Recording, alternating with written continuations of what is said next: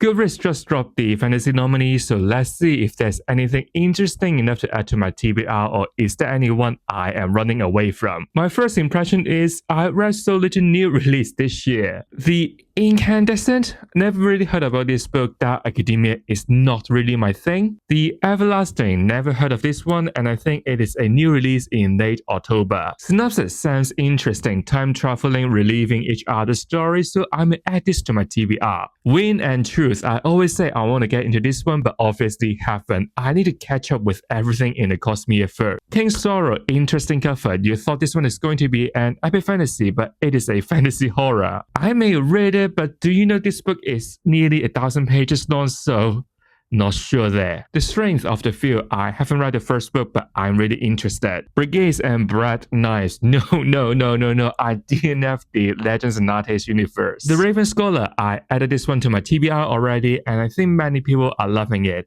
Scoring 4.4 stars on Goodreads is not easy. Catabasis, read it, loved it, always love Arafan, so I may vote for this one. The Devils, read it but don't like it. I think the humor is just too graphic. Red City, never heard of this urban fantasy, and I think it is a new release, but just didn't look interesting enough. The River Has Roots possibly is the shortest book here.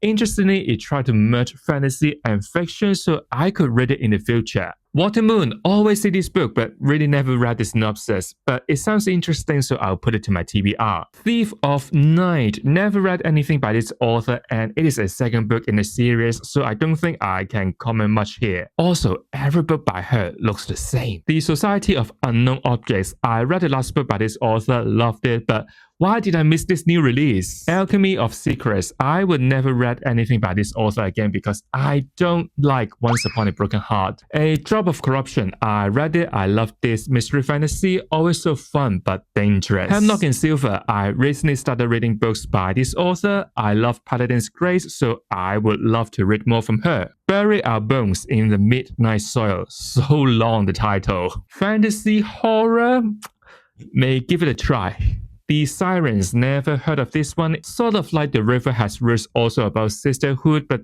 this one doesn't sound as interesting. A Resistance of Witches, last one on this list, also new to this author, but the story set in World War II is not really my thing. So these are all the books I will add to my forever growing TBR, and I will vote for Catabasis. How about you?